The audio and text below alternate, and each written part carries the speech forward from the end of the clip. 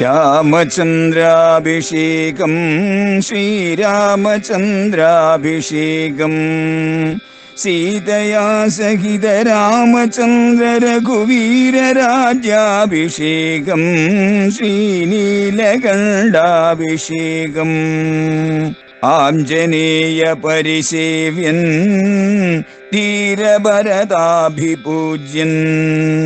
വീരലക്ഷ്മണ കുമാര ശത്രുഘ്ന സോദരാർച്ചിത പദാബ്ജൻ ശ്രീനീലകണ്ഠ ഹൃദയേശൻ രാമചന്ദ്രാഭിഷേകം ശ്രീരാമചന്ദ്രാഭിഷേകം. അല്ലയോ കൈകേയി, നിന്റെ ഈ നിർബന്ധത്തെ നീ വെടിയണം.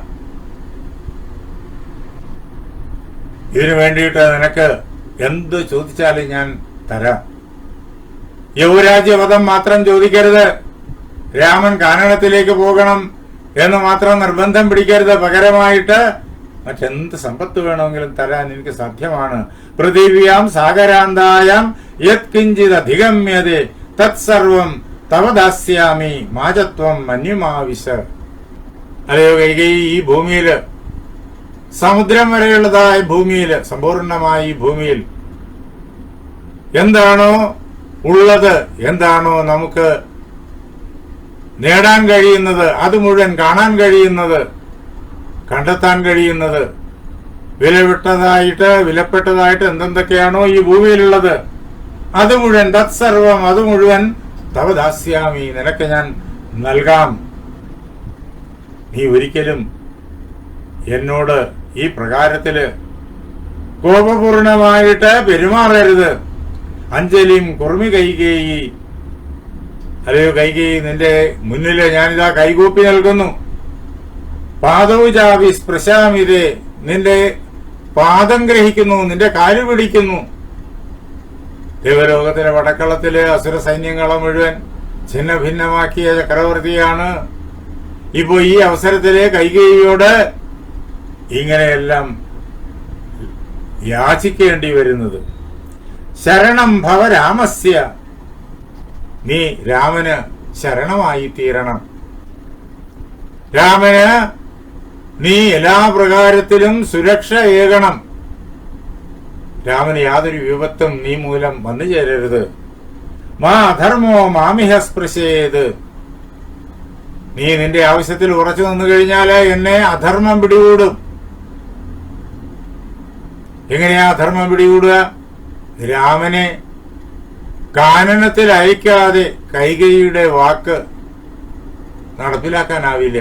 കൈകേയി അതാണല്ലോ ആവശ്യപ്പെടുന്നത്. രാമന് കിരീടം കൊടുക്കാൻ പാടില്ല, രാമനെ കാട്ടിലേക്ക് അയക്കണം. അപ്പോ കൈകേയിയുടെ വാക്ക് നടപ്പിലാക്കാൻ ഇത് വേണം. ഇത് വലിയ അധർമ്മമാണ്. രാമൻ അവകാശപ്പെട്ടതാണ് കിരീടം, രാമൻ അവകാശപ്പെട്ടതാണ് സിംഹാസനം.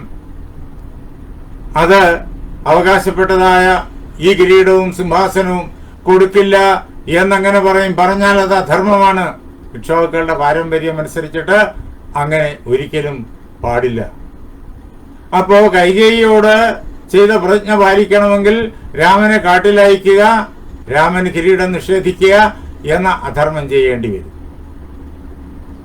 എന്നാൽ അതിന് വിപരീതമായിട്ട് രാമനെ സിംഹാസനത്തിലിരുത്തി അഭിഷേകം കഴിക്കാൻ പുറപ്പെട്ടാലോ, രാമനെ കാട്ടിൽ അയക്കില്ല എന്ന് ഉറപ്പിച്ചാലോ, കൈകേയിക്ക് കൊടുത്ത വാക്ക്, ആ വരങ്ങൾ രണ്ടും തള്ളിക്കളയേണ്ടതായിട്ട് വരും. അതും അധർമ്മം തന്നെ.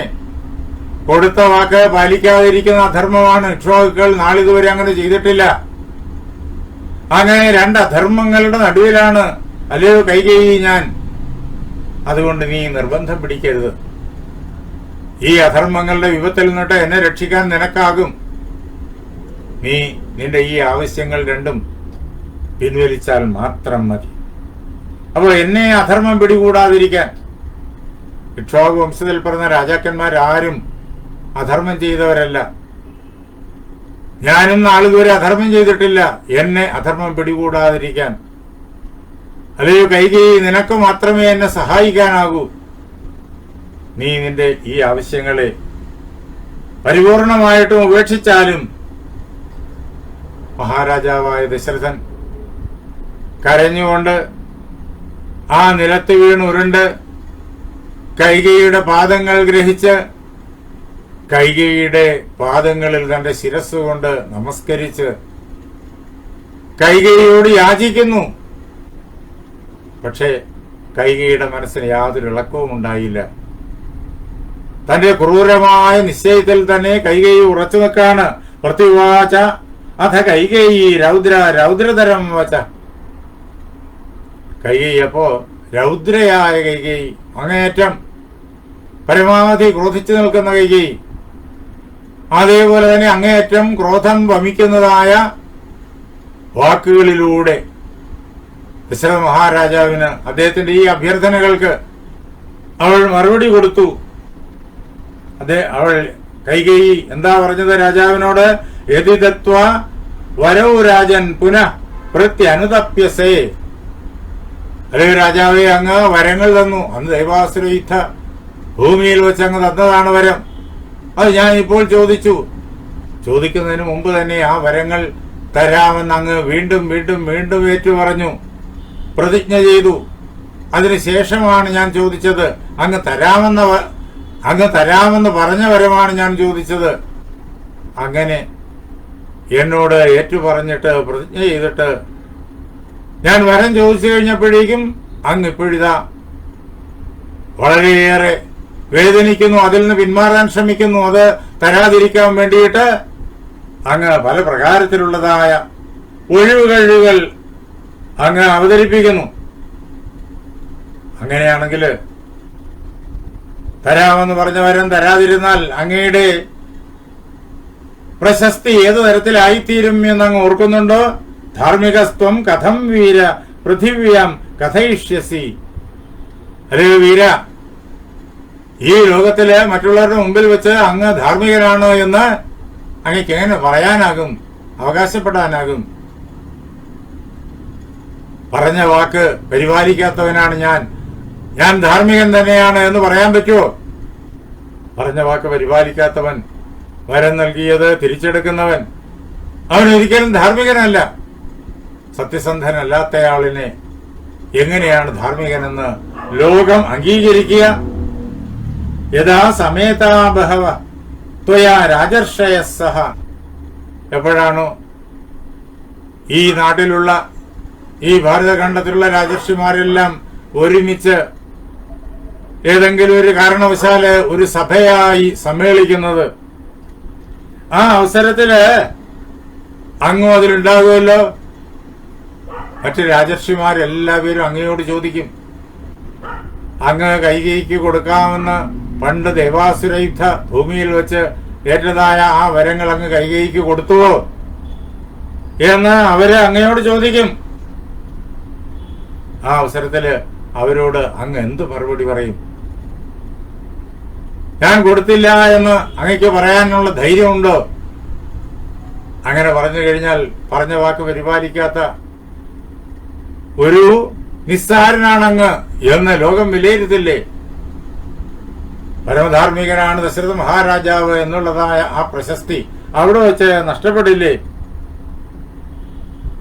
കൈകേയിയുടെ വരങ്ങൾ കൈകേയിക്ക് കൊടുത്തു എന്ന് ചോദിക്കുന്ന രാജാക്കന്മാരോട് അങ്ങേക്ക് ഇങ്ങനെ പറയാൻ പറ്റുമോ? തസ്യാകൃത മയാമിഥ്യ യസ്യാ പ്രസാദേ ജീവാമി. ആരുടെ അനുഗ്രഹത്താലാണോ ഞാൻ ഇപ്പോൾ ജീവനോടുകൂടിയിരിക്കുന്നത്, അങ്ങനെയുള്ള ആ കൈകേയിയുടെ വാക്കിനെ, അവരുടെ അഭ്യർത്ഥനയെ, അവൾക്ക് ഞാൻ നൽകിയതായ വരത്തെ കൃത മയാ മിഥ്യ, ഞാൻ മിഥ്യയാക്കി തീർത്തിരിക്കുന്നു എന്ന് പറയാൻ പറ്റുമോ? അങ്ങക്ക് ഇങ്ങനെ പറയാൻ പറ്റുമോ? അങ്ങ് ഇപ്പോൾ ജീവിച്ചിരിക്കുന്നത് ഈ കൈകേയിയുടെ മിടുക്കൊണ്ടാണ്. അന്ന് ദേവാസുര യുദ്ധം നടക്കുമ്പോഴേക്കും അങ്ങ് അസുരന്മാരുടെ ആയുധങ്ങൾ അനേകമേറ്റിട്ട് ആ ഘോരമായ യുദ്ധത്തിന്റെ നടുവിൽ അങ്ങ് മോഹാലസ്യപ്പെട്ട് വീണപ്പോ അവിടെ നിന്നിട്ട് അങ്ങയെ രക്ഷിച്ചത് ഈ കൈകേയിയാണ്. കൈകേയി അന്ന് അങ്ങനെ ചെയ്തില്ലെങ്കിലോ ആ പടക്കളത്തിൽ വെച്ചിട്ട് ദശരഥ മഹാരാജാവ് കഥാവിശേഷനായേന്. അപ്പോ അതിനുശേഷം അങ്ങ് ശ്വസിച്ച ഓരോ ശ്വാസത്തിനും അങ്ങ് കൈകേയിയോട് കടപ്പെട്ടിരിക്കുന്നു.